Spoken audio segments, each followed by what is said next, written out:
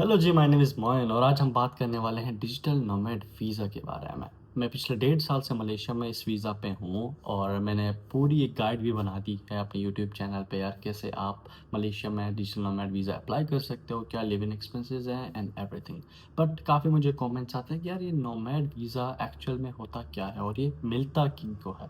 Basically हमें सिर्फ़ 3 common visa categories के बारे में हमें बताया जाता है, या तो आप विज़िट वीज़ा पे बाहर जा सकते हैं या वर्क वीज़ा पे, या तो आप स्टूडेंट वीज़ा पे बाहर जा सकते हैं। लेकिन कुछ ऐसी कैटेगरीज़ हैं जिनमें कंपटीशन भी कम है। अगर आप एलिजिबल हो तो उसमें आपके चांसेस भी ज़्यादा हैं वो वीज़ा आपके लगने के।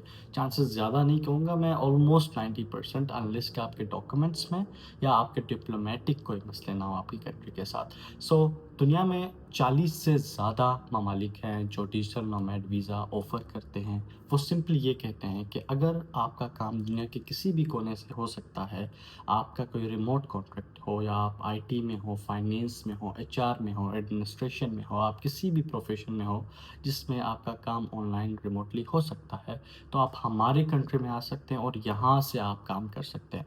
इसका सबसे बड़ा फ़ायदा उनको ये है कि आप जब उनकी कंट्री में जाएँगे, आप वहाँ पे खर्च करेंगे, आप वहाँ रेंट के घर पे लेंगे, आप वहाँ पे वो जितने भी आपके एक्सपेंसेस होंगे वो सारी चीज़ें आप उस कंट्री में करेंगे, तो अल्टीमेटली उस कंट्री की जो लोकल इकॉनमी है वो ग्रो हो जाएगी और आपकी जो रेमिटेंस जैसे उस कंट्री में जाएगी तो वो ज़ाहिर सी बात है एक ओवरऑल कंट्री की इकॉनमी ग्रो हो जाती है। तो इसलिए बहुत सारे कंट्रीज़ ये वीज़ा अलाउ करते हैं। अच्छा, इसके जो मेन रिक्वायरमेंट्स हैं वो 2 ही हैं।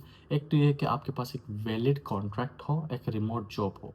अब ये जो रिमोट जॉब हो या कॉन्ट्रैक्ट हो, ये एक तो आप वो कंपनी जो है वो आपकी अपनी कंट्री से ना हो और दूसरी आप जहाँ जा रहे हैं वहाँ से ना हो।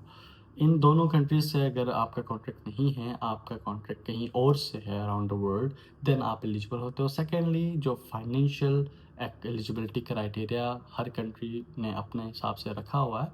तो यूरोपियन कंट्रीज़ जो हैं उनके थोड़े ज़्यादा हैं, 3,000 4,000 यूरोज़ या डॉलर्स में।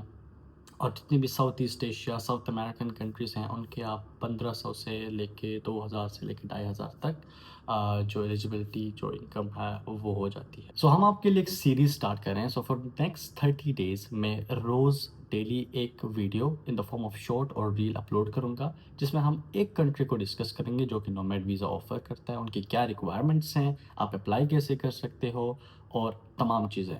सो सब्सक्राइब टू द चैनल और बेल आइकन दबाइए ताकि आपको नोटिफिकेशन हासिल हो जब ये वीडियो मैं अपलोड करूँ। सो सी यू ऑन द सीरीज़।